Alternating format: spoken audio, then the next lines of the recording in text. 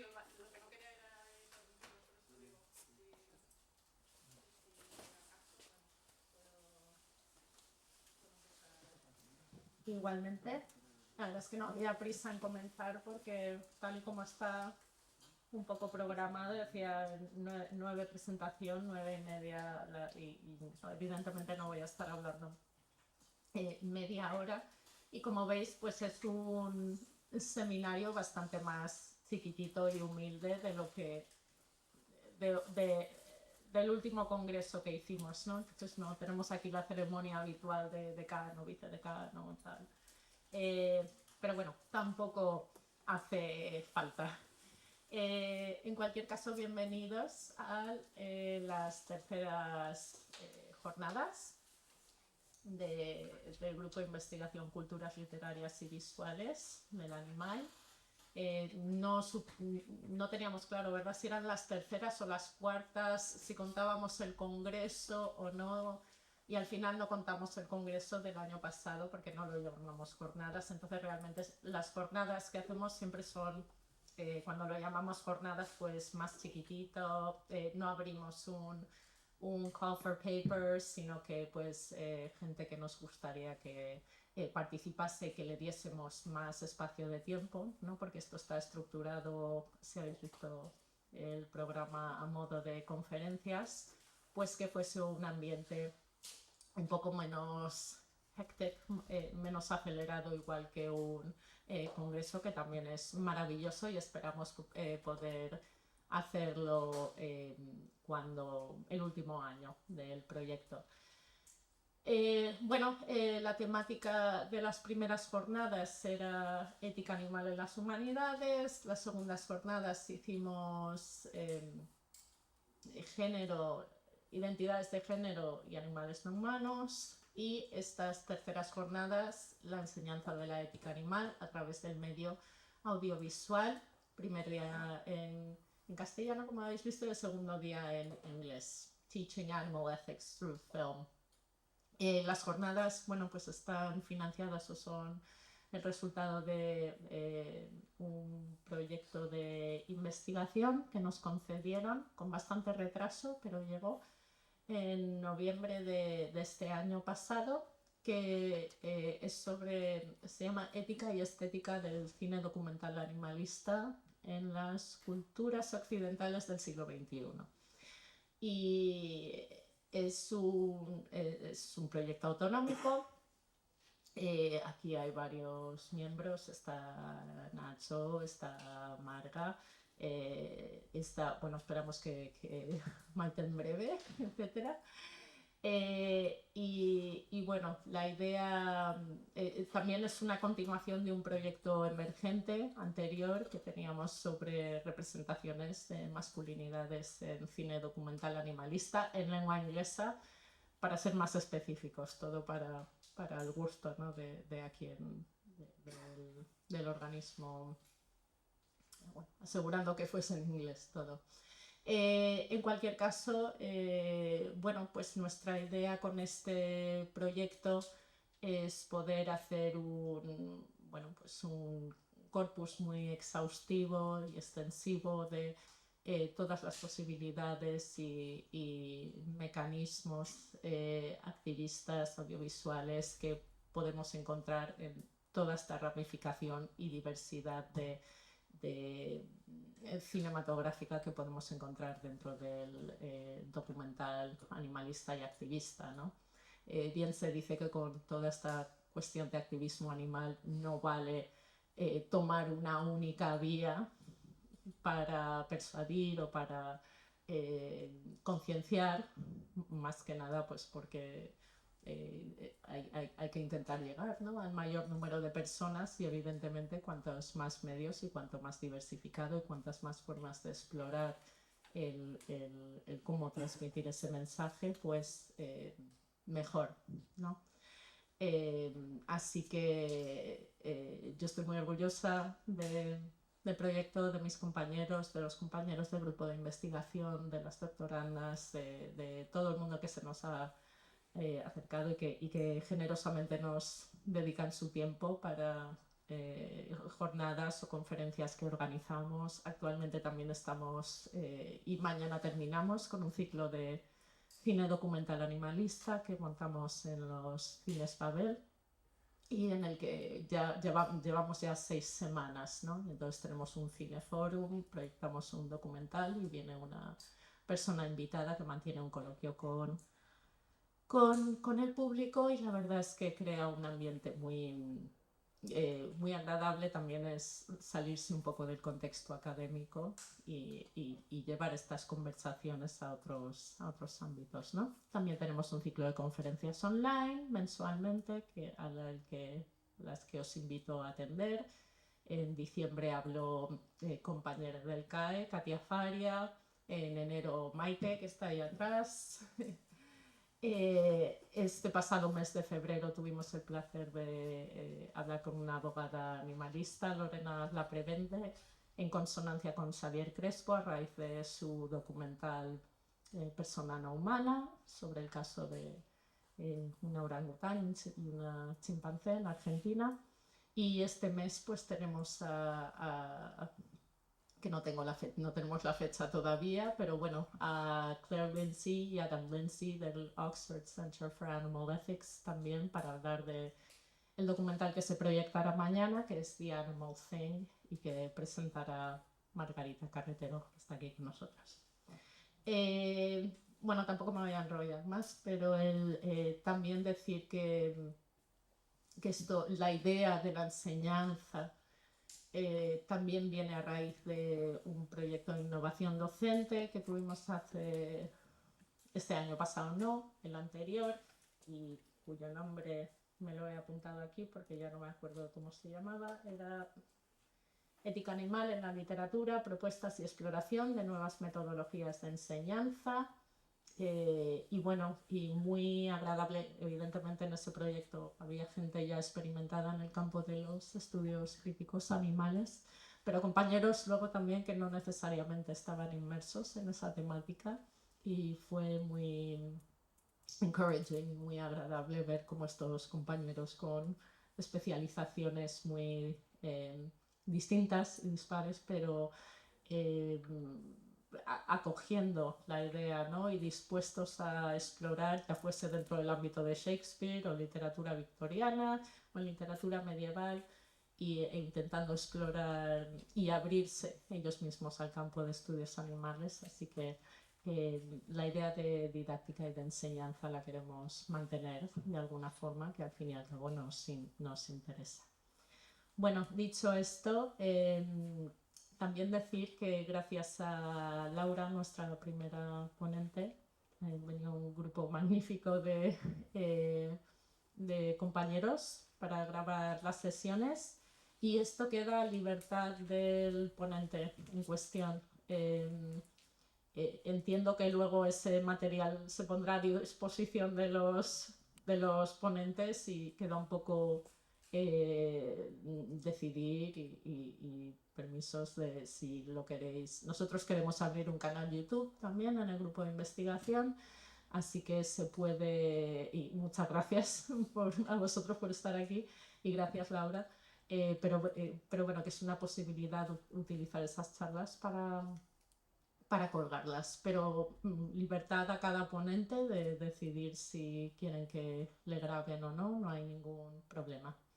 Así que nada, bueno, yo espero que disfrutéis este par de días. Estoy muy agradecida a mis compañeros en el proyecto, en la organización, Marga, Maite, Nacho, que estáis aquí, por supuesto al resto, Sofía, Esther, y a los ponentes que hemos invitado, Laura, Beatriz, Enrique, Mijao, Miguel, que ahí llega, Brett, Carlos, y por no hablar de nuestro equipo de doctorandas también, ¿no? Entonces, muchas gracias a vosotros por venir, por aceptar nuestra invitación.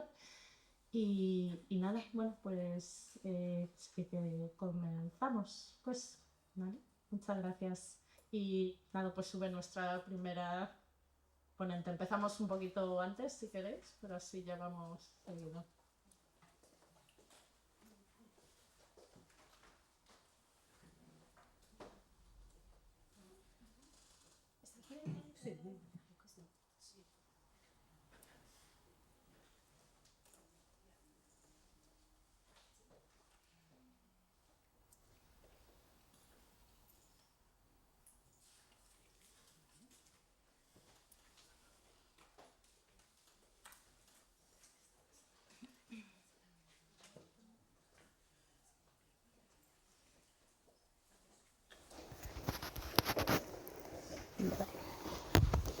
Aquí bien, ¿no? Me tengo que acercar el... Es este, ¿vale? ¿Me escucháis bien? Es que yo es verdad que hablo un poco bajito, pero si eso... Vale, si no me lo acerco. Vale. Bueno, lo primero, muchísimas... Aquí te presento. Ah, preséntame, perdón, ya me arranco. Vale, genial. Sí, sí.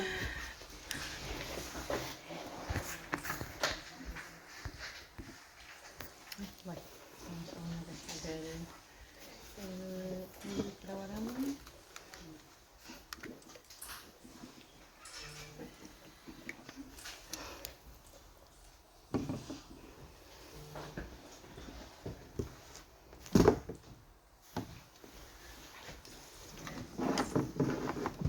Bueno, pues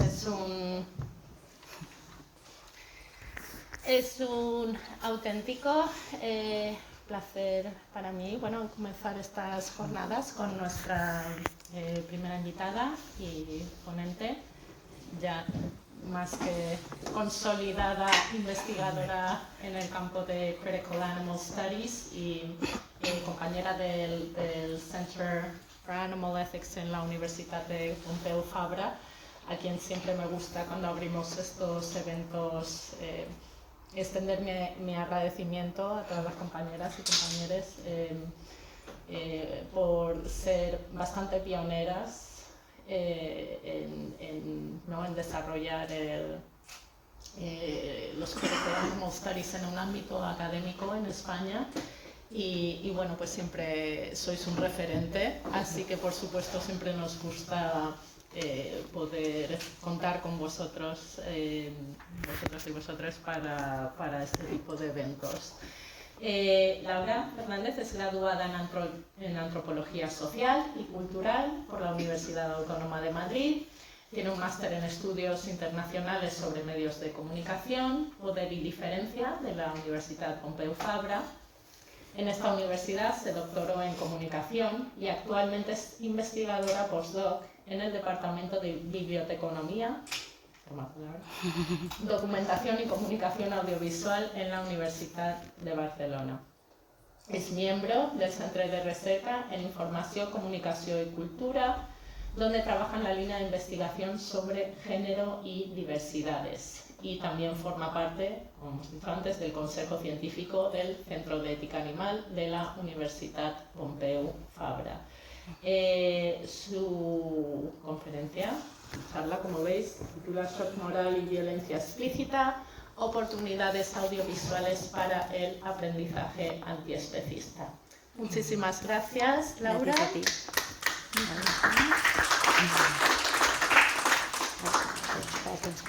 Bueno, mil gracias. Lo primero, me hace mucha ilusión la invitación y recuerdo cuando nos conocimos, ¿no? Hace unos años en ese congreso de Critical Animal Studies y bueno, y antes en jornada, sí. Y no sé, y ver cómo esa red que vamos construyendo, ¿no? También en la universidad va creciendo, me parece muy emocionante. Y también me hace mucha ilusión y muchas gracias a todas por venir hoy. Ha sido un lunes por la mañana, también a compañeros activistas, ¿no? Y que bueno, que me parece, al menos mi investigación como que tiene un sentido, que ya os explicaré, ¿no? Pero tiene un sentido que quiero que esté también en la práctica política, por decirlo, ¿no? O en la militancia, o como que tenga un sentido compartido, no solo a nivel académico, sino pues de impacto en la transformación social, ¿no? Que creo que es un poco lo que intentamos desde los estudios críticos animales en general. Bueno, pues voy a hablar de shock moral, ahora explicaré un poco qué es este concepto.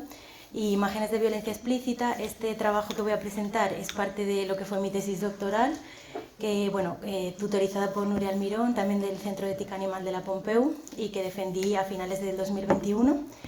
Y bueno, ahora pues ha pasado tiempo, ¿no? He seguido pensando el tema y me gustaría como poderlo seguir hablando y sobre todo debatiendo y comentando con vosotros, vosotras, vosotres.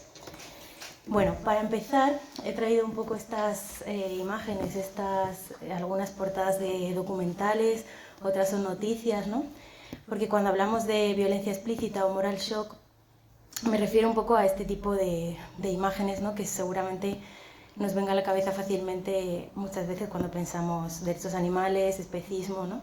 El clásico quizá es Earthlings. Muchas personas, al menos en mi experiencia haciendo entrevistas a personas veganas y activistas, se han transformado, ¿no? Han cambiado su forma de relacionarse con los animales a través de este documental. Y bueno, hay otros que quizás son más actuales, ¿no? Como por ejemplo Dominion, que tiene una línea parecida a Earthlings, solo que se organiza más en base a las especies, ¿no? Y el tipo de explotación que se hace por especies en vez de por ámbitos, pero bueno, es muy similar. Refleja muy crudamente esa explotación animal. Luego tenemos otros ejemplos como mismamente el caso de Vivotecnia, ¿no? que ha pasado muy cerca a nuestro contexto, en particular en Tres Cantos, Madrid, ¿no? Que se desveló esta investigación encubierta, o bueno, trabajos como de diferentes compañeras fotoperiodistas, activistas antiespecistas, como por ejemplo la investigación de Matadero detrás los muros, o esta investigación de Xana Castro, Carmen García y Eira Doval, de las compañeras de Animals View, sobre fábricas de mascotas, o por ejemplo el documental Gurean en el contexto de Euskal Herria, ¿no? Y los festejos populares. Bueno, son algunos ejemplos. También he traído como las piscifactorías, ¿no? En este caso de una organización italiana, Serie Animali. Bueno, como al final este tipo de investigaciones, que suele tener esta forma de investigación encubierta que después pues muchas veces deviene en documental o al menos en vídeos, en audiovisual, bueno, ¿qué potencialidad tiene este audiovisual que también ha sido como una forma, una estrategia clásica del movimiento, ¿no? Y también me gustaría presentar que, bueno, qué dilemas éticos surgen de este tipo de representación, ¿no? Como en mi tesis intentaba analizarlo desde una mirada tanto como de efectividad o estrategia como de ética de la representación.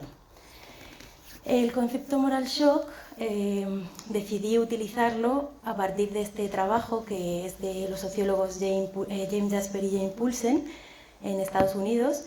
Este paper es del año 95 y bueno, en este trabajo ya que estaban estudiando los movimientos sociales hablaban cómo el movimiento de liberación animal, a diferencia de otros movimientos, utiliza mucho esta comunicación visual basada en imágenes cargadas, ¿no? Sobre todo en imágenes de violencia, y cómo esto tenía mucho potencial para que las personas se hicieran activistas, dejaran de participar en la explotación animal, etc., ¿no? Y por ejemplo, en este artículo hace una comparación con otros movimientos, como es el movimiento antinuclear, cómo este movimiento utilizaba mucho más como las redes, ¿no? El boca a boca, las redes cercanas a las personas activistas, y sin embargo el movimiento de derechos animales o de liberación animal utilizaba más, como que reclutaba, por decirlo en ese lenguaje, a personas externas que no habían tenido experiencia en el activismo, pero que a través de este impacto emocional de las imágenes podían lograr ser parte, ¿no? Entonces me llamó mucha atención y me parecía que tenía sentido trabajarlo, ¿no? Lo definen un poco Jasper y Poulsen así, ¿no? Cuando un evento o situación genera una sensación de atrocidad en las personas que hacen que se inclinen hacia la acción política, incluso sin la existencia de una red de contactos. Como Jasper seguirá también estudiando el moral shock, ¿no? Y dirá que este tipo de estrategia es de naturaleza persuasiva y que que es clave en el movimiento de liberación animal. Luego, algo muy interesante es que estos moral shock o este tipo de audiovisuales no cambian los valores de la gente, sino que más bien los activan. Es decir, gran parte de la sociedad reconocería o afirmaría seguramente que está en contra de la violencia hacia los animales, ¿no? Y sin embargo no es hasta que se expone a un tipo de contenido como a lo mejor los que he presentado en la primera diapositiva, que esas ganas de luchar, ¿no? O de activar en torno a esta realidad, pues se ocurre, ¿no? Entonces el moral shock tiene como ese potencial. Y además lo que se estudia es que este tipo de imágenes que están cargadas emocionalmente pues tiene la potencialidad de moralizar un poco las actitudes o de aumentar el grado en que nos planteamos una cuestión en términos morales. Bueno, también me gustaría como contextualizar que esto del moral shock, ¿no?, que tiene un componente persuasivo, emocional, hay que entenderlo también en un paradigma en que la emoción no es negativa, ¿no?, como rompiendo un poco esta idea del binarismo entre razón y emoción, en el que los propios estudios de los movimientos sociales antes, ¿no?, en sus orígenes, entendían la protesta social y el activismo, la militancia, como una cuestión patologizante, ¿no?, como individuos que se salen de una estructura determinada, ¿no?, y quieren como generar una ruptura, pero la manera de entenderlo era como algo patológico, enfermo, ¿no? Y sin embargo, por suerte, ha habido una autocrítica dentro del propio campo y en general del tratamiento y el entendimiento de las emociones en los movimientos sociales, de entender que la razón y la emoción están conectadas, que pareciera muy obvio, pero aún así venimos de ese paradigma, ¿no?, muy binario, y de cómo, tampoco se pueden realmente separar de una manera muy evidente, ¿no? Entonces esa emoción puede ayudar a generar procesos también reflexivos, ¿no?, en torno, en este caso, a los otros animales. Vale, aquí os compartía un poco. Bueno, yo empecé cuando hice mi trabajo final de máster, ya me interesaba este tema, hice 12 entrevistas a personas activistas antiespecistas y después en la tesis hice 60, o sea que más o menos en total es como que estoy intentando traer un poco también esas voces de compañeros para compartir un poco qué nos ha funcionado o qué ha hecho que esa gente decida transformarse y trabajar en su vida, digamos, ser activista, ¿no? Y algunas de las cosas que influían, obviamente porque nunca suele ser un proceso lineal, ¿no?, de hoy me levanto y mañana decido luchar por los animales no humanos, pues en ese proceso complejo y largo había como este tipo de factores, ¿no?, que sobresalían especialmente. Por ejemplo, el tema de la pertenencia a una red social o un ambiente, ¿no?, pues un poco esto que hablábamos de los contactos, ¿no?, de si la gente que te rodea ya se está planteando, por ejemplo, el vegetarianismo, el veganismo, o está siendo activista por los animales, y cómo eso puede hacer que más personas se involucren. Luego hay, para personas que son muy importantes como los datos, pues podemos pensar en sobre todo esta ciencia más cuantitativa, ¿no?, de, por ejemplo, el reparto de la tierra, lo que genera a nivel ambiental, la cantidad de muertes que hay de animales no humanos, este tipo de cifras duras que te sitúa un poco en el mapa global del problema.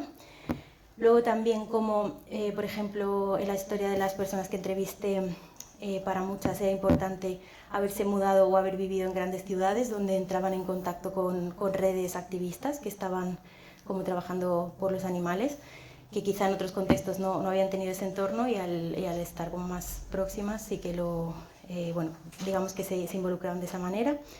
También en el caso de la liberación animal, el tema de las bandas, la música, en concreto como la cultura punk, tiene también en nuestro contexto, y diría también en general en el movimiento de liberación animal de Europa, bastante recorrido, ¿no?, en vinculación con el movimiento punk, etc.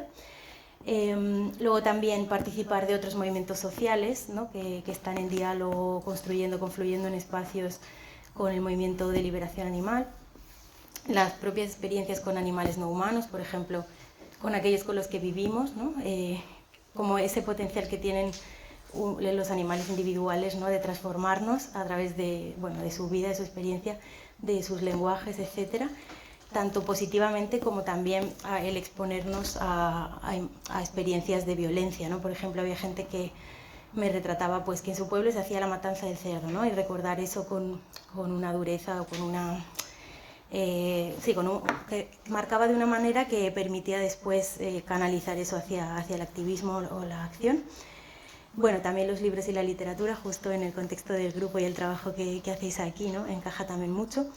Y finalmente pongo arriba, que es un poco lo que vamos a tratar en esta jornada y lo que voy a tratar yo un poco más, el tema de los contenidos visuales y audiovisuales, que también jugó un papel importante en ese camino. ¿Por qué las imágenes o por qué los audiovisuales?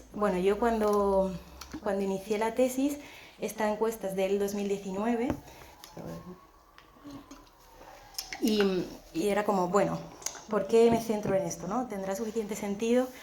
Y esta encuesta, que bueno, era una encuesta online, que es verdad que tiene también un sesgo porque respondía mayoritariamente personas del ámbito anglosajón, pero es interesante cómo cuando pregunta a personas veganas qué fue lo que le hizo considerar seriamente hacerse vegano, incluso si no le hizo vegano como tal, ¿no? Si no es lineal, entre las respuestas de documentales, vídeos de internet e imágenes y posts de redes sociales, ¿no? Que es ampliamente contenido visual y audiovisual, es casi el 50%, ¿no? de lo que motivó fuertemente a las personas a decidir cambiar bueno, sus actitudes y sus comportamientos. Y entonces, bueno, yo me preguntaba un poco esto de las imágenes de violencia son efectivas, también porque, primero, porque había como un vacío de conocimiento en la academia sobre este tema, sobre todo en concreto con el tema del movimiento antiespecista, así que había más sobre periodismo de guerra o sobre contexto de organizaciones en defensa de derechos humanos, quizá a veces con distancia, ¿no? Con contextos lejanos, pero no había tanto en concreto de la lucha antiespecista. Entonces era un poco esta pregunta, que también siempre es un dilema dentro de los movimientos, ¿no? Entonces era este intento de responder a algo que ya existía como una necesidad o como un cuestionamiento interno y a la vez contribuir al conocimiento.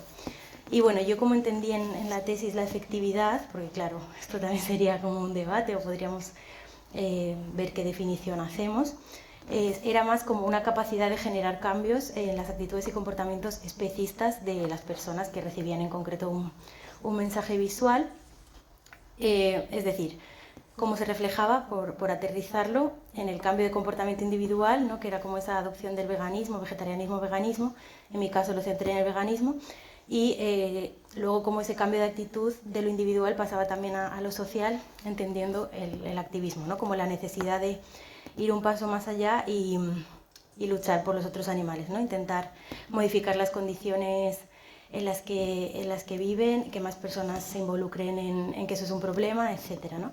Y este activismo, en el contexto también de mi tesis, lo entendía de una manera bastante abierta, no necesariamente solo activismo de calle, como la imagen que vemos, por ejemplo, de movilización en Madrid por el noviembre antiespecista, sino también como otras formas de activismo que cada quien pudiera llevar como a su ámbito, a su trabajo.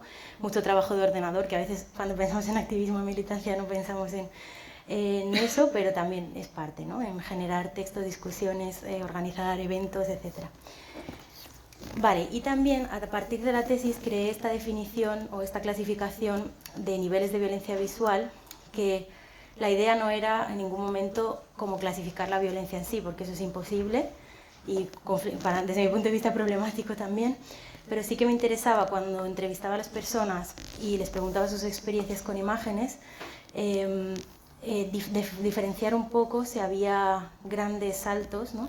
Entre esta violencia que podría ser como más explícita o más física, yo creo que responde más a la violencia física hacia los otros animales, ¿no? Que es esta parte como más gráfica de sangre, heridas, armas, etcétera, ¿no? que aparecían en la imagen, imágenes sobre el propio asesinato de los animales, cuerpos moribundos, señales de violencia explícita, etcétera, o incluso humanos ejerciendo violencia directa. Y la segunda acepción, que era violencia menos explícita, porque claro, no deja de ser violencia, ¿no? También quería marcarlo así en ese contexto, que tiene más que ver con pues la privación de libertad, cautiverio, ¿no? Presencia de barras de hierro, jaulas, tanques, limitación de la movilidad corporal, etcétera, y expresiones faciales que muestran sufrimiento, ¿no? Este lenguaje verbal de los otros animales reflejando que no están bien, que están encerrados, etcétera. Y bueno, un poco a través de estas dos definiciones, en su momento generé como una especie de prueba o así. Puse diferentes imágenes de diferentes especies y preguntaba un poco a las personas que entrevisté cómo categorizarían estas imágenes y bueno, sí que había más o menos consenso en esta definición, ¿no? Que después os comentaré cómo cambia también con la pertenencia de especie.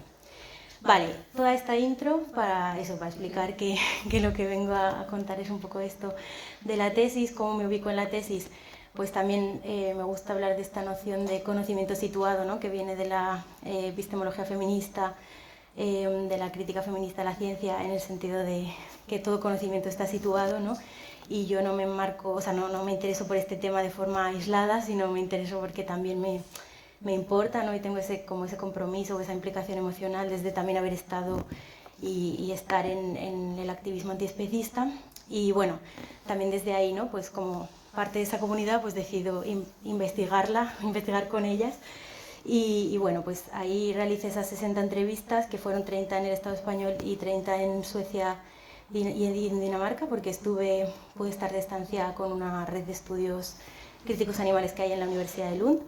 Y bueno, a través de ellas pues conocí así activistas allí y un poco el foco, lo que os he comentado, ¿no? Me interesaba saber cómo la gente, bueno, más bien la influencia que tenía en las personas activistas, las imágenes y el audiovisual para hacerse vegana por un lado y hacerse activista por otro, ¿no? Y bueno, en cuanto a las imágenes sí que me centré un poco más en los animales considerados de granja, porque es verdad que es muy amplio, pero sí que creo que la relación con la imagen es diferente si hablamos de, por ejemplo, tauromaquia o experimentación animal, que si hablamos de animales considerados de granja, en el sentido de que la forma en que participamos, por ejemplo, a través de la alimentación es muy cotidiana, ¿no? Y la experimentación animal podríamos, por ejemplo, sentirlo como algo más distante, o la tauromaquia como algo de lo que no participamos, a pesar de que esa imagen también, ¿no?, nos informa sobre cuál es nuestro posicionamiento. Pero bueno, en ese caso, por un poco, al final en la tesis siempre te dicen que tienes que enfocarte, pues decidí ceñirme un poco a eso. Y bueno, se enmarca también un poco en esto, tanto en estudios de comunicación como en estudios de los movimientos sociales, como en el marco de los estudios críticos animales. Vale, y ya entro a lo interesante, que son un poco los resultados de lo que me comentaba las personas que entrevisté. Como puse al principio Earthlings, pues Earthlings fue un referente muy nombrado, ¿no? Como una película que muchas personas vieron y al día siguiente se hicieron veganas, casi así, no tan así, pero bastante, como un cambio de rumbo, ¿no?, importante. Luego también, por ejemplo, en el contexto del Estado español estaba la investigación Granjas de Cerdos, no sé si la llegasteis a conocer, la habéis conocido, tenía ya unos años, pero en su momento fue también tuvo bastante resonancia. Y bueno, por ejemplo, en el caso de Suecia también había un referente local que era este documental Djurfabriken, que es parecido, ¿no?, como fábrica de animales, también en el contexto sueco, pero pues esta característica de investigación encubierta, digamos, en centros de explotación, granjas, etc. Otros documentales que salían nombrados era, por ejemplo, Cowspiracy, que tiene más que ver con la parte también medioambiental, pero que también incluye algunas imágenes pues más explícitas, o Reino Apacible, Peaceable Kingdom, que también, bueno, incluye tanto la parte de explotación como un poco la solución de los santuarios, etcétera, ¿no? Y bueno, el trabajo de diferentes organizaciones, como por ejemplo PETA, ¿no?, que fue una de las pioneras en generar material sobre explotación animal, en nuestro contexto pues Tras los Muros, Filming for Liberation, We Animals Media, John MacArthur, que también estuvo aquí hace poco en el Congreso. Y bueno, pongo a Melanie Joy porque también el vídeo de Melanie Joy sobre el carnismo fue bastante referenciado, ¿no? Y el vídeo incluye imágenes de violencia explícita, pero también incluye una estrategia que es esta comparación de la relación entre animales explotados para alimentación y animales con los que convivimos, y un poco esa distancia moral que hay entre cómo tratamos a unos y otros, ¿no? También me parecía interesante traer justo a este foro que la parte, claro, estamos hablando de representaciones visuales y audiovisuales, pero también salió la importancia de las descripciones visuales para esta transformación, ¿no? Por ejemplo, en el libro de Liberación Animal de Peter Singer, que es como un clásico, o bueno, Jonathan Safran Foer en Comer Animales, hay unas descripciones de esa violencia que, si bien no es puramente visual, sí que se genera esa imagen visual, ¿no? Y también resultaron como bastante conmovedoras y bastante importantes para esa transición. Y bueno, yo también les preguntaba como qué sentían frente al shock moral, o sea, si sentían esta emoción del shock moral frente a las imágenes de violencia explícita, o qué tipo de emociones había, ¿no? Como para intentar explorar justamente esto que comentaba al principio de la relación entre la emoción y la acción, y un poco la emoción y la razón, y como, vale, ¿qué te lleva, ¿no?, a actuar? Y si realmente, al final la pregunta también era si el moral shock moviliza o paraliza, ¿no?, si este tipo de imagen nos lleva a seguir luchando. Claro, esto es verdad que sería interesante poder replicar esta investigación con personas no antiespecistas, porque ya cuando ya tienes un convencimiento, pues quizá te generan emociones distintas, pero bueno, la emoción que más salía en relación a las imágenes de violencia explícita era la tristeza, que sería como la más, los 38 personas hablaban de tristeza, también desaliento, impotencia, frustración. Luego había como otra parte que era más del enfado, ¿no? Ira, rabia, indignación. Luego sí que mencionaban cómo, sobre todo en los primeros encuentros con las imágenes, había asco moral y repulsión, como, sí, una especie de asco, pero no asco por ver esos cuerpos violentados, sino asco por el tipo de actividad que hacemos, ¿no? Hacia los otros animales. También vergüenza y culpa, como en un sentido no solo individual, sino como de especie, ¿no? Como qué horror la especie humana, un poco esta sensación. Confusión, incredulidad y luego otro tipo de emociones, ¿no? Angustia, empatía, horror, indignación, odio y miedo. Y bueno, era un poco explorar, vale, tenemos estas emociones, ¿qué trabajo emocional podemos hacer con ellas para canalizarlas hacia el activismo, hacia la acción? Vale, aquí pongo algunas citas, ¿no? En el caso de las imágenes de violencia explícita, con una imagen de We Animals de fondo, de primates utilizados para experimentación. Y decían, por ejemplo, Candela, son seudónimos todo. Decía, las imágenes para mí eran, yo ya tenía una sospecha de que eso no estaba bien, pero ver las imágenes y ver a un sujeto luchando por su vida, negándose a morir, no me cuentes nada más, no me muestres nada más, porque aquí evidentemente hay un conflicto. Bueno, aquí hablaba también como de la resistencia animal, ¿no? Y de cómo esos otros animales que están también luchando por su vida, por su libertad, viéndolo en las imágenes, o sea, como al transmitirse esos lenguajes no humanos, había también como una respuesta de motivación en el activismo, ¿no? De que aquí hay un conflicto. Porque son muy violentas, se quedan grabadas y es muy fácil, me da la sensación de que es más fácil relacionarse con el sufrimiento de los animales cuando ves imágenes que demuestran el malestar que están pasando, ¿no? Decía Nomi. O Lola, por ejemplo, decía, un rostro, una mirada cargada de pánico y de angustia, aunque no haya sangre puede ser devastador encontrarte con ello. Esta, por ejemplo, habla más de las imágenes de violencia menos explícita, ¿no? Y esta idea de cómo a veces esa violencia más explícita de sangre, etcétera, cuesta mirarlo, cuesta como confrontarse con esa imagen, y a veces eso no permite que realmente dialoguemos o establezcamos como una conexión con eso, y sin embargo estas de menos explícitas quizá bueno, podemos mirarlas más y por tanto también generar como un diálogo sobre esto. ¿Cómo influyeron, ¿no? Estas imágenes? Por ejemplo, en el cambio de actitudes, lo que descubrí a través de las entrevistas es que las imágenes de violencia fueron más importantes para la transición del vegetarianismo al veganismo que en sí mismo bueno, ¿no? por ejemplo, alimentación carnista al vegetarianismo o veganismo, ¿no? Fue las personas que ya tenían como cierto posicionamiento, que quizá no conocían las industrias lácteas, de huevos, etcétera, cuando se encontraron con estas imágenes, eso les ayudó como a dar ese paso, influyó más, ¿no? Esto puede significar varias cosas, pero puede tener que ver con esta idea de que cuando ya no estás participando, ¿no? de la opresión es más fácil ser testigo o confrontarte con esas imágenes, ¿no? Que de otra manera hay como mayor predisposición a evitarlas. Y luego, como había comentado, también estas comparaciones entre diferentes especies de animales, los que son considerados de granja, los que son como considerados de compañía, también ayudaba un poco a esta reflexión, ¿no? Sobre cómo nos relacionamos y por qué con unos de una manera y con otros de otra. Luego también, sobre el tema de la sostenibilidad del activismo, yo lo vi como un poco dividido, no encontré como un camino súper claro, ¿no? De si el exponernos a estas imágenes cuando ya somos veganas y activistas ayuda o no, o sea, paraliza o moviliza. Creo que depende mucho de la persona y está en sus manos también decidir si exponerse o no. Es interesante que para algunas personas sí que exponerse les, de alguna manera, fomentaba esa motivación y esa fuerza. Esta estrategia incluso Jacobson y Lindblom, que son sociólogos suecos, también estudiaban este concepto como microshocking dentro de los movimientos sociales, ¿no? Nos exponemos a pequeños shocks que nos conectan de nuevo con nuestros valores y nos dan fuerza para seguir luchando.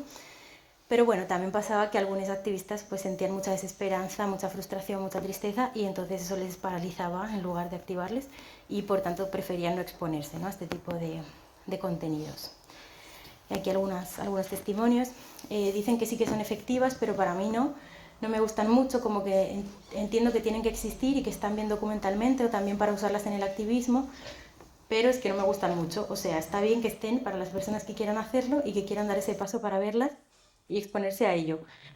Pueden hacerlo de forma consensuada. Bueno, aquí sale un tema muy interesante que después retomaré con la ética, ¿no? Lo del consenso, el consentimiento a ver o no, a exponerse o no. Y cuando ya estás alineada con estos valores es muy angustioso, ¿no? Como un poco esta segunda parte. También, claro, me interesaba entender la diferencia de especie que había en cómo recibimos esas imágenes e incluso cómo percibimos esa violencia. Es verdad que generalmente la violencia, por ejemplo, hacia los peces la percibimos de una manera muy diferente a cómo lo percibimos hacia mamíferos, ¿no? Esto, bueno, se puede explicar porque somos mamíferos y quizá encontramos más cercanía en sus experiencias, en sus expresiones corporales, bueno, que son terrestres, por ejemplo, ¿no? Y habitan de una manera que tiene más que ver con la forma en que lo hacemos.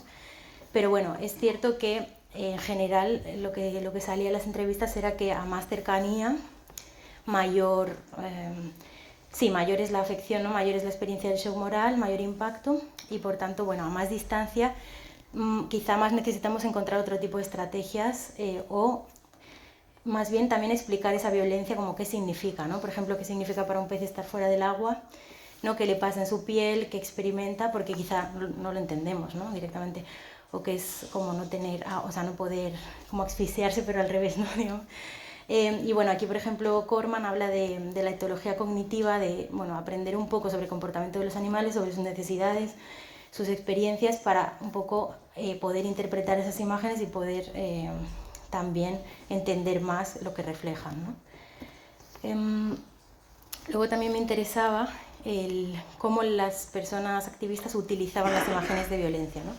Si las utilizaban, cómo las utilizaban, por qué, etcétera, ¿no? Y este es un resumen bastante resumido, pero bueno, en general existe la idea de que el audiovisual es más efectivo que las fotografías estáticas, ¿no? Porque permite, sobre todo estos lenguajes no humanos, que los propios animales no humanos se expresen, entendiendo que está mediado por una cámara que no es neutral, pero sí que hay como una mayor explicación o una mayor narración. También que, por ejemplo, en general, frente a audiencias que no conocían el especismo, menos concienciadas, digamos, más se utilizaba el shock moral o la violencia explícita, y frente a, por ejemplo, públicos más activistas o como más concienciados, pues se utilizaba menos, incluso no se utilizaban imágenes de violencia, ¿no? También hay, por ejemplo, un tema con público infantil, ¿no? Niñes, etcétera, o cuando se hace en el espacio público, bueno, pues ahí también hay ciertos dilemas. Yo creo que cuando hay más espacio para como generar una conversación, hablar, como comentar un poco esta situación, hay un poco menos de nivel de violencia, pero cuando los activistas están en un contexto en que es como solo tengo una oportunidad, pues ahí quizá se utiliza más esta estrategia. Y bueno, otra solución es que, otro hallazgo es que los activistas que más les había influido el shock moral también valoran más esta estrategia y también se utiliza más en el activismo, ¿no? Si ha sido significativo para ti. Vale, y ahora entro a una parte que creo que puede ser interesante y también para que luego comentemos, que sería como estos dilemas éticos o esta exploración ética, y luego os comentaré un poco cuál es mi posicionamiento, pero lo podemos también seguir explorando. Me parece muy, muy importante. Justo decía Claudia, ¿no? Que al final lo que reconocemos, yo creo, cuando empiezas a trabajar el audiovisual y la imagen, es que en vez de soluciones fáciles o respuestas concretas, es como complejizar más y más, entender que no hay un solo camino, o una sola narrativa, o una sola forma de representar. Entonces, bueno, a mí me ha ayudado como a abrir mucho más, ¿no? Las preguntas y las dudas, más que a concretar respuestas, que en parte me hubiera gustado, pero bueno, creo que este es el camino, ¿no? Que también nos planteemos más todas estas cuestiones. Vale, algunos riesgos de las imágenes de violencia a la hora de representar a los animales no humanos. Pues bueno, un riesgo importante sería el de cosificar, ¿no? Los cuerpos de los otros animales. Al final, tristemente, en esta sociedad especista estamos acostumbradas a verlas ya como objetos, en el sentido de, pues por ejemplo, ver cuerpos muertos, ¿no? que es como vendidos o mercantilizados como carne, etc. Entonces, una imagen muy violenta puede ayudarnos a disociar que esto era un animal vivo y por tanto favorecer que más esta idea de cosa, ¿no? De objeto inerte, en lugar de eso, de ser viviente, sintiente, etc. También pues lo mismo con la mercantilización, ¿no? Un poco en esta misma línea. También el hecho de mostrar a un animal no humano como en el peor momento de su vida, seguramente, ¿no? Si pensamos en su asesinato o el momento en que está siendo explotado, de alguna manera pues también reproduce esa victimización, o sea, no nos permite conocerle en otro contexto, tampoco fomenta que entendamos su individualidad, seguramente, ni su capacidad de acción o agencia, ni su derecho a la intimidad y la dignidad, en el sentido de, claro, pues estoy mostrando un acto totalmente, ¿no?, como de extrema vulnerabilidad a través de lo audiovisual. ¿No? Como qué respeto hay hacia esa intimidad, ¿no? Y estas son, por ejemplo, preguntas que también se hacen pues en el campo del fotoperiodismo, el tema de la representación en la guerra, ¿no? La ética de la imagen en contextos de guerra, etc. Por ejemplo, Susan Sontag, seguramente conoceréis, pues tiene como mucha crítica a las imágenes de violencia, etc. en su contexto, pues más de la violencia en contextos deslocalizados, lejanos, ¿no? Podemos pensar en el genocidio que está ocurriendo ahora mismo en Palestina. Bueno, hasta qué punto estas imágenes nos ayudan o no a comprometernos con esa realidad, a seguir luchando, etcétera, ¿no? Bueno, pues yo intento como un poco poner esto en diálogo con los otros animales también. Bueno, y entonces algunos dilemas que tienen más que ver con la audiencia, con el público que recibe esas imágenes, sería, por ejemplo, el tema de la desensibilización o normalización de esa violencia, ¿no? El recibirla constantemente y por tanto llegar a normalizarla. Incluso Butler tiene un artículo sobre también el tema de las imágenes de la guerra, etcétera, y habla de incluso la estetización o cómo hay gente que le genera placer esa violencia, ¿no? Y cómo, pues bueno, abundar o utilizar abundantemente este tipo de representaciones tiene ese riesgo de que más personas encuentren placer estético en esa violencia. También, bueno, el rechazo, ¿no? El que la gente decida directamente no mirar esas imágenes y por tanto pues, falta de efectividad porque ni siquiera vas a poder establecer como un contacto. Y también pueden dañar y perjudicar a los activistas antiespecistas, especialmente a aquellos de largo recorrido. Pues justo Cori Green, que es una autora también, trabaja temas socióloga, también trabaja temas de estudios críticos animales, ha seguido un poco esta línea y ha hecho una investigación sobre moral shock en el largo plazo y sí que, bueno, ¿no? Pues había como más riesgo o más personas decidían no exponerse cuando ya eran activistas, etcétera. Vale, y aquí un poco la parte, esos serían como los riesgos o los problemas, y aquí cómo podríamos llegar a justificar éticamente también este uso de imágenes de violencia, ¿no? De alguna manera el shock moral pues se puede justificar como un medio para crear conciencia sobre la situación de quienes están peor, en este caso los animales no humanos, y para promover el cambio individual y social que frene la violencia, ¿no? Es como utilizar la violencia pero con el objetivo final de que ésta frene y no para reproducirla realmente, porque ese es el objetivo, ¿no? O al menos en el contexto en que yo lo estudio. En cuanto al público humano, pues hay también quien defiende, ¿no? Por ejemplo Campbell, que la atrocidad debe ser conocida en su crudeza, ¿no? Que tenemos que evitar la censura mediática, esta noción del buen gusto, etcétera, porque esta violencia permite también desestabilizar esta indiferencia a la que estamos como más acostumbradas. También, por ejemplo, Carrie Freeman, desde los estudios críticos animales y las relaciones públicas críticas, dirá que la responsabilidad social es un valor que importa más que el respeto en términos de que la audiencia se pueda ofender, ¿no? Que al haber un tema bueno, de violencia estructural hacia los animales, pues hay que valorar más el valor de responsabilidad social dentro de la ética de las relaciones públicas que eso, que la gente se pueda ofender. Y luego que también al final estas imágenes de violencia no tienen que ser solo todo el rato imágenes de violencia explícita, ¿no? La filósofa Liz Altola, por ejemplo, defiende que este tipo de imágenes deberán ir acompañadas de otros esfuerzos que inviten a la acción y al optimismo y la idea de que algo se puede hacer al respecto. Y bueno, aquí pongo, por ejemplo, una imagen de Filming for Liberation de un rescate de gallinas, ¿no? Que podemos ver a través de pues eso, su cuerpo y su expresión física, ese padecimiento, ¿no? Pero con un enfoque más optimista de que van a tener una vida plena, respetadas, etc. Y bueno, aquí se resume un poco el tema de los dilemas éticos, como el bloque de si es ético o no es ético, ¿no? Por autenticidad sería ético, por representación cosificada no, Por un lado está este derecho a que la atrocidad sea visible en su crudeza, entre comillas, ¿no? Derecho. Y por otro, pues esta idea de que choquear a la población puede aumentar la tolerancia a imágenes de violencia, normalizarla, estetizarla. Si es ético en cuanto a que potencia la consideración moral, que este sería un poco la idea del moral shock, o no lo es si porta este estatus de alteridad o de otredad, ¿no? Y reproduce más esta idea cosificada. Si es ético en cuanto a derecho a la información, porque tenemos que conocer esto, ¿no? Que además es cierto que las industrias de explotación animal tienen mucho interés en que no lo conozcamos, ¿no? Y bueno, no es ético porque impacta emocionalmente, pero no da pie a la reflexión, ¿no? Estos serían como los argumentos. El último sería que motiva la reacción, moraliza las actitudes, y quien dice que no, pues defendería como esta idea de la fatiga por compasión o el queme, la parálisis de la acción, ¿no?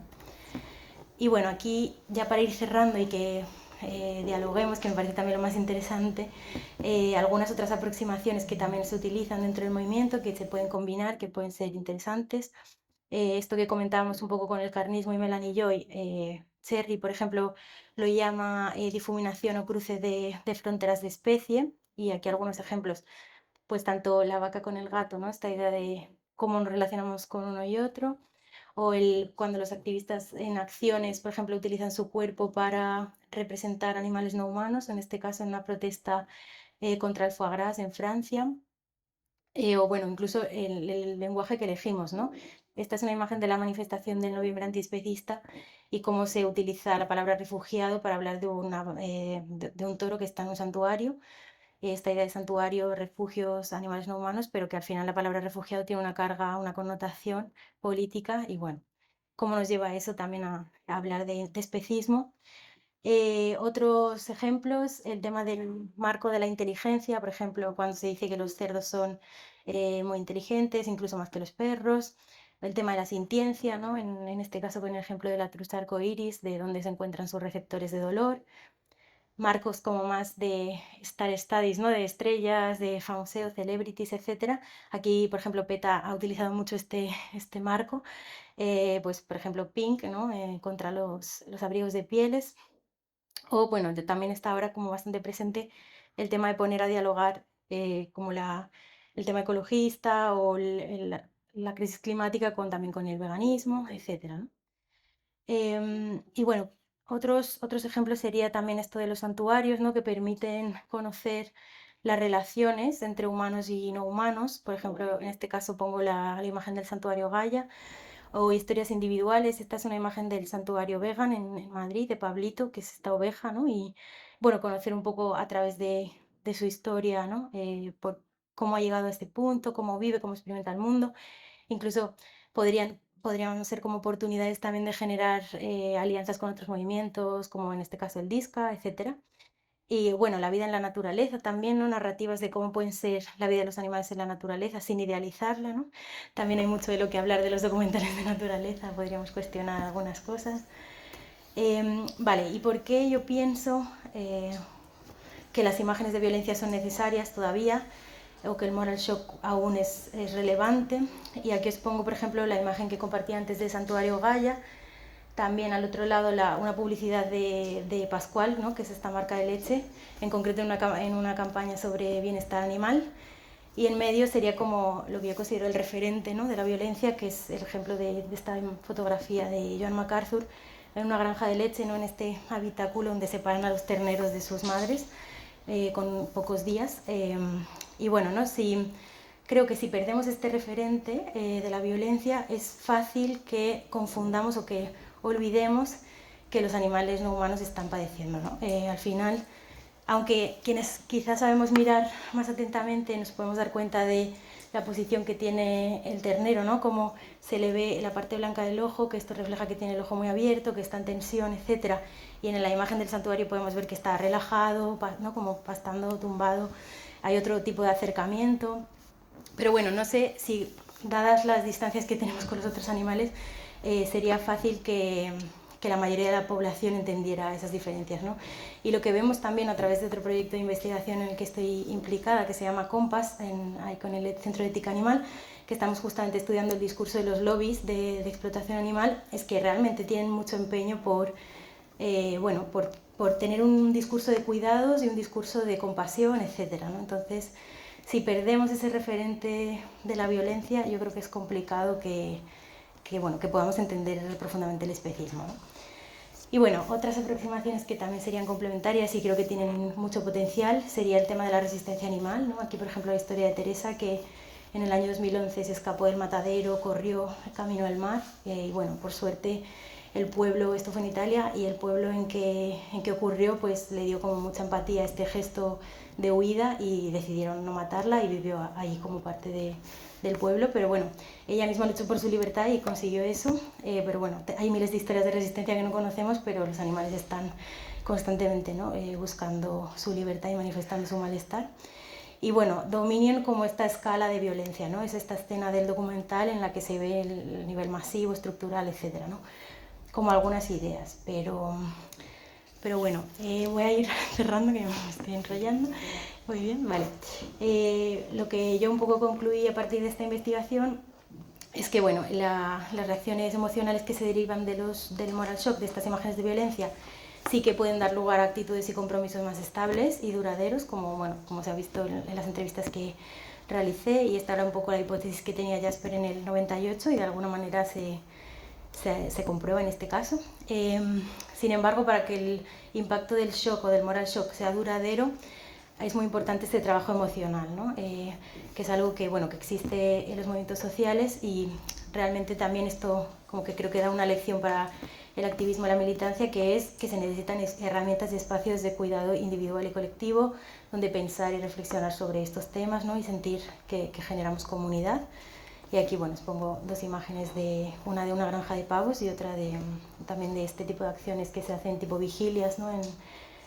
Frente a camiones, etcétera, de Ruth Montiel.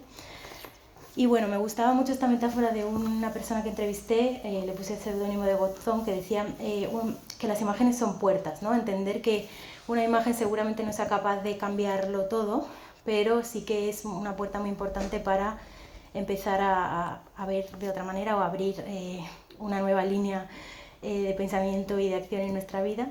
Y en ese sentido, bueno, no solo sirve el moral shock, no solo sirven las imágenes, sino que tenemos que también pensar que otras estrategias son útiles para que la gente mantenga ese compromiso, ¿no?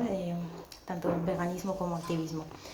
Luego también como complejizar justo el tema visual, ¿no? Que esto, por ejemplo, Pat Sirat tiene un libro en el que habla de la política de la vista, el Politics of Sight, donde cuestiona esta frase que se utiliza mucho en el activismo antiespecista de si todos los mataderos fueran de cristal, todo el mundo sería vegetariano. Pues bueno, Pat Sirat dirá que no, y que visibilidad no significa cambio social, ¿no? Que hay que complejizar esa relación. Y bueno, eso también como que lo tuve bastante presente en la tesis, y creo que es así, ¿no? Como que hay que ir un pasito más allá. Y bueno, también que hay que comprender mejor estos riesgos y problemas estratégicos y éticos del shock moral para poder utilizar estas estrategias de forma eficaz y también adaptable, ¿no? A diferentes enfoques, adaptable a diferentes realidades, ¿no? Buscar, por ejemplo, el consentimiento en la medida de lo posible, ¿no? Porque es verdad que hay personas a las que exponerse les puede generar un malestar bastante grave, y que en general también lo que encontré es que cuando se busca el consentimiento es mucho más efectivo, porque la gente decide verlo, y al decidir exponerse en ese paso de decisión hay como más, más agencia, ¿no? Y más éticamente como funciona mejor, y estratégicamente sobre todo, y sin embargo muchas veces si expones sin consentimiento al final se queda más en la indignación que ha generado esa falta de consentimiento que en mirar la fotografía y lo que está aconteciendo, ¿no? Y bueno, también se necesitan, estas imágenes de violencia necesitan ser contrarrestadas con otros enfoques individuales, sin sufrimiento, que nos permitan ver como la imagen completa de las relaciones entre humanos y no humanos, y también imaginar un horizonte solidario, ¿no? Por ejemplo, pues eso, en las personas que se encargan de rescatar animales, de cuidarlos, poder tener eso presente y poder generar un diálogo entre esas dos realidades. Sin embargo, yo sí que defiendo que el shock moral y sobre todo las imágenes de violencia explícita y menos explícita sí que consisten más bien en interrumpir esa violencia a pesar de mostrarla, ¿no? Pues mostrarla para interrumpirla, exponerla y generar contranarrativa, y no tanto querer exponerla, ¿no? Al menos en el contexto del activismo antiespecista. Y bueno, que de alguna manera yo sí que defiendo que esa visibilidad cruda de esas relaciones de poder especistas sigue siendo necesaria, sobre todo en un contexto en que hay discursos visuales que son más bien complacientes, ¿no? En que buscamos como esta felicidad, a quien no le gusta, incluso en redes sociales, pues ver historias bonitas de relaciones entre humanos y no humanos, buscamos la felicidad, etc. Es necesario, ¿no? Como comentaba antes, pero se necesita un poco más, ¿no? Para seguir cuestionando realmente qué hay detrás, porque muchas veces, incluso, ya he abierto el tema de las redes sociales, bueno, yo encuentro narrativas en las que los otros animales también están viviendo violencias, ¿no? Pero que puede parecer que, no sé, disfraces, cosas, ¿no? que podemos cuestionar también desde el antiespecismo. Y bueno, por otro lado, este tipo de investigaciones favorecen un poco, tienen esta función periodística y de derecho a la información en un contexto pues, en el que las industrias de explotación animal, sus lobbies, etcétera, están bastante blindados, son bastante opacos, es bastante complejo conocer por su propia mano estas realidades y cuando se conocen son bastante higienizadas. Entonces, bueno, yo creo que sigue siendo necesario y que también trasladan estos lenguajes no humanos, ¿no? Mediados por una cámara que, como decíamos, no es neutral en ningún caso, pero sí que, bueno, el hecho de, por ejemplo, poder ver esta gallina rescatada, pues nos permite conocer más su historia, aprender de ella misma como maestra un poco, ¿no? De volver a sus lenguajes, ¿no? Ya que sean los otros animales también quienes expresen. Y bueno, esto un poco, ¿no? Que es un valor también de autenticidad ideológica, como diría Freeman, desde las relaciones públicas, que nos permite desafiar lo que otras autoras, Cronin y Kramer, han llamado iconografías de la opresión, que son estas representaciones de la industria, ¿no? Edulcoradas o, vamos a pensar, higienizadas, todo como si no hubiera ningún conflicto, ningún problema, el bienestar animal, etc. La idea del cuidado, bueno, aquí hablo de enfoques bienestaristas, locaboristas, que sería esta cosa de, bueno, es local, no pasa nada, ¿no? Esta gallina está aquí en mi patio, la mato y no hay problema, no hay, ¿no? Como ese sufrimiento, aquí vive bien. Bueno, pues un poco como cuestionar este tipo de enfoques a través de demostrar estas prácticas industriales, ¿no? A través de la violencia. Y creo que ya estaría por mi parte. Muchas gracias por la atención, muchas gracias y pues esto, hasta que todas las jaulas estén vacías y podemos comentar lo que queráis.